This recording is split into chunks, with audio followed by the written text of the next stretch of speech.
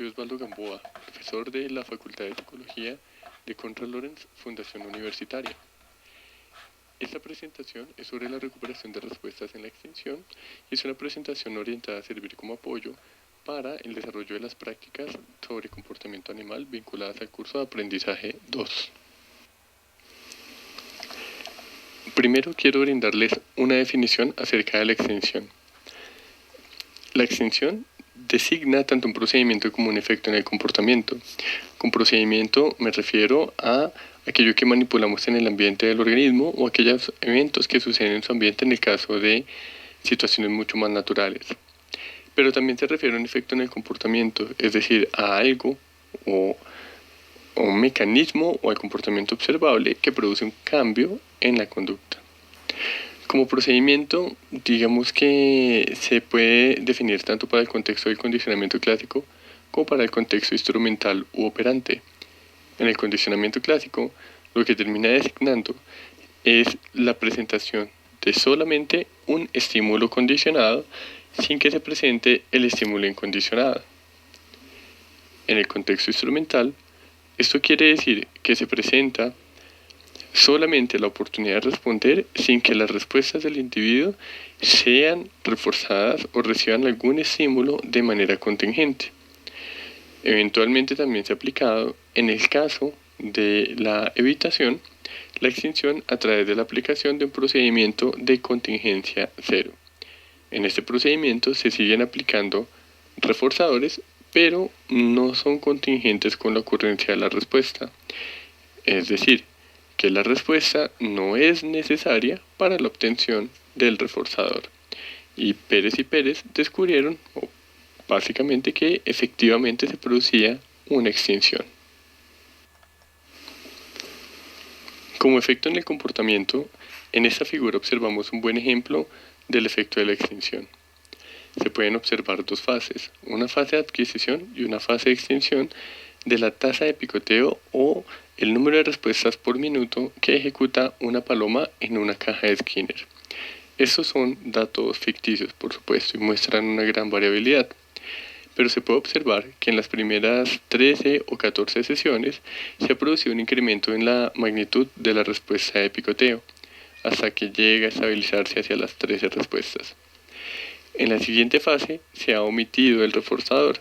Una vez se produce la eliminación de la presentación del refuerzo, se producen varios efectos. Inicialmente se produce un incremento en la respuesta. Este efecto es conocido como explosión o estallido de respuestas, pero después, a medida que transcurre la extinción, tiende a darse un decremento secuencial de las respuestas hasta llegar a niveles muy bajos, casi tan bajos como los que se presentaban al inicio de la aplicación del procedimiento de adquisición. Este efecto es el efecto más general que suele producir la extinción y es el decremento en la ejecución de una respuesta, pero se producen otros efectos interesantes también, como un incremento en la variabilidad conductual y también como por ejemplo respuestas emocionales de frustración.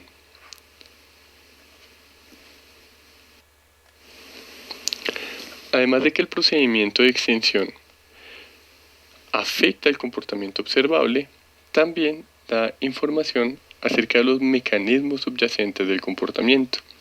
Es decir, que hay diferentes explicaciones respecto a por qué se produce una extinción o por qué se afecta el comportamiento cuando se elimina la contigüidad o cuando se elimina la relación de contingencia. Las dos explicaciones generales sugieren o que la extinción es un olvido, es decir, que se elimina aquel conocimiento o aquella información que ha sido adquirida previamente, o también se ha afirmado que es más bien un nuevo aprendizaje, es decir, que la extinción no implica una eliminación de la información, sino que implica un nuevo aprendizaje que se sobrepone a un aprendizaje previo en la fase de adquisición. Esto ha generado mucho interés en el fenómeno de la extinción, por supuesto, pero ese interés no solamente es básico, es decir, acerca de la explicación del fenómeno de la extinción y por lo tanto de su naturaleza asociativa y en general de la naturaleza asociativa de los fenómenos del aprendizaje. Si bien se ha sugerido que la extinción implica un aprendizaje adicional y no un olvido, digamos que también se ha afirmado que ese aprendizaje sería de carácter inhibitorio. Además de ser un aprendizaje mucho más específico que lo sería el aprendizaje de la adquisición, que sería de carácter más general. Además de ese interés teórico, hay un interés aplicado en el fenómeno de la extinción, porque su estudio ayuda a explicar por qué funcionan o no funcionan ciertos procedimientos terapéuticos típicos de los psicólogos. En el caso, por ejemplo, de las adicciones o en el caso, por ejemplo, de los patrones de la conducta alimentaria. Ha sido interesante a nivel aplicado entender por qué generalmente pueden reaparecer ciertos problemas conductuales aún después de que se ha aplicado un tratamiento. Esta reaparición se interpreta como la reaparición de comportamientos extinguidos pero que previamente habrían sido aprendidos. Y esto, digamos que conlleva un interés en el fenómeno de la extinción por su potencial para dar cuenta de situaciones a nivel terapéutico, a nivel de la psicología aplicada. Entonces, por estas razones, la extinción ha sido un fenómeno muy estudiado recientemente. Es probablemente el fenómeno del aprendizaje más estudiado en los últimos años. Esta recuperación de las respuestas extinguidas se puede dar de diferentes formas o a través de diferentes fenómenos. De una parte se puede dar a través de la renovación. La renovación implica que tras la extinción de la respuesta, ésta se recupera por efecto de un cambio en el contexto. Las diferentes manipulaciones que se pueden realizar tienen diferentes implicaciones para entender lo que pasa en la extinción. Hay renovación ABA, en la que se da una adquisición en una fase A o en un contexto A, se da una extinción con un cambio contextual y después el individuo regresa a su contexto habitual. En este caso, la recuperación de la respuesta se daría porque el individuo vuelve al contexto de la adquisición. Se ha encontrado renovación en modelos ABC. El modelo ABC es interesante porque el cambio en el contexto o el cambio del contexto de la extinción a un contexto extraño ya produce un efecto de renovación, a pesar de que ese contexto extraño no es el mismo contexto de la adquisición. Y finalmente está el modelo AAB, o el procedimiento AAB para producir renovación, en el que la adquisición y la extinción se realizan ambos en el mismo contexto, y se hace una prueba aún bajo condiciones de extinción cuando el animal entra a un contexto novedoso, y en estas condiciones también se puede observar el efecto. También el individuo, a pesar de seguir en condiciones de extinción, vuelve a generar una respuesta instrumental o una respuesta operante. De otra parte está la recuperación espontánea, que es la recuperación de una respuesta extinta por el paso del tiempo. Generalmente, cuando es mayor el paso del tiempo transcurrido, tiende a darse con mayor probabilidad la recuperación espontánea, y también se ha encontrado que cuando se aplican de manera recurrente fases de adquisición, intervalos de tiempo, extinción, intervalo de tiempo, extinción, intervalo de tiempo, extinción, intervalo de tiempo, se hace cada vez menos probable la recuperación espontánea de la respuesta. La reinstauración implica que cuando se presenta de nuevo el reforzador, el organismo tiende a ejecutar de nuevo respuestas de naturaleza instrumental o operante por la mera presentación de ese estímulo incondicionado, aunque no sea contingente.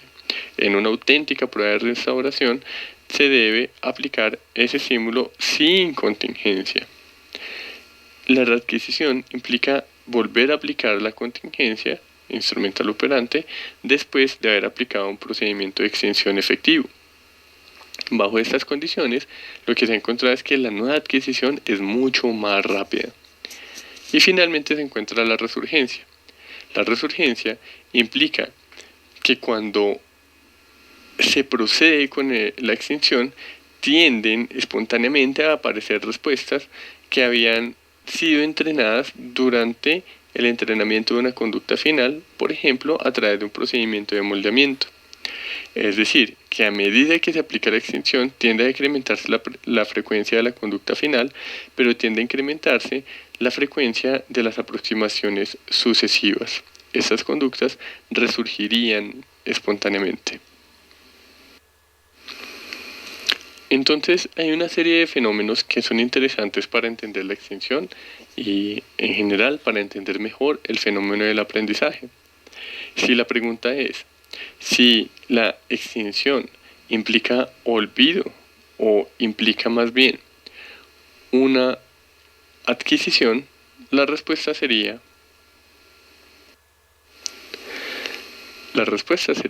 evidente a partir de los fenómenos observados, porque los cambios contextuales producen la aparición de respuestas extinguidas. El mero paso del tiempo recupera respuestas extinguidas. La presentación de un estímulo incondicionado produce una aparición de una respuesta extinguida. La readquisición es más rápida que la adquisición original. Y finalmente, durante la extinción, reaparecen comportamientos previamente extinguidos. Entonces, esto quiere decir que la extinción es aprendizaje y no olvido. Es una forma de aprendizaje que se sobrepone al aprendizaje anterior durante una fase de adquisición.